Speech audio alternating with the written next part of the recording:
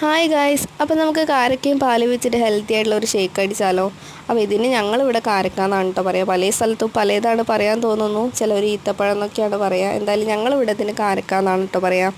അപ്പോൾ അത് അടിക്കാൻ വേണ്ടിയിട്ട് ആദ്യം തന്നെ പാല് തിളയ്ക്കാൻ വെച്ചിട്ടുണ്ട് കേട്ടോ. അപ്പോൾ ആ പാല് തിളച്ച് വരുമ്പോഴേക്കും നമ്മൾ ഈ എടുത്ത് വെച്ച കാരക്ക ഉണ്ടല്ലോ, അത് കുരുവൊക്കെ കളഞ്ഞിട്ട് ചെറുതാക്കി ഇങ്ങനെ പൊളിച്ചെടുക്കട്ടോ. അപ്പോൾ ആ പാലൊന്ന് തിളച്ച് വന്നതിന് ശേഷം നമ്മൾ ഈ പൊളിച്ച് വെച്ച കാരക്ക ഉണ്ടല്ലോ, അത് ആ പാലിലേക്ക് ഒരു അരമണിക്കൂറെങ്കിലും സോക്ക് ചെയ്യാൻ വെക്കാം. അതെന്തിനാണെന്ന് വെച്ചാൽ നമ്മൾ മിക്സിയിലിട്ട് അടിച്ചെടുക്കുന്ന സമയത്ത് പെട്ടെന്ന് അടിഞ്ഞ് കിട്ടാനാണ്. ഞങ്ങൾ ചെയ്തില്ലെങ്കിലും കുഴപ്പമൊന്നുമില്ല കേട്ടോ. ഇതിലേക്ക് എക്സ്ട്രാ ഷുഗർ ഒന്നും ആഡ് ചെയ്യേണ്ട ആവശ്യമില്ല കേട്ടോ. ഇതിൽ തന്നെ നല്ല മധുരമുണ്ട്. അപ്പോൾ ഇനി വേറെ എക്സ്ട്രാ ആഡ് ചെയ്യേണ്ട ആവശ്യമില്ല. എന്നിട്ടിത് മിക്സീൻ്റെ ജാറിലിട്ട് നന്നായിട്ട് അടിച്ചെടുക്കാം.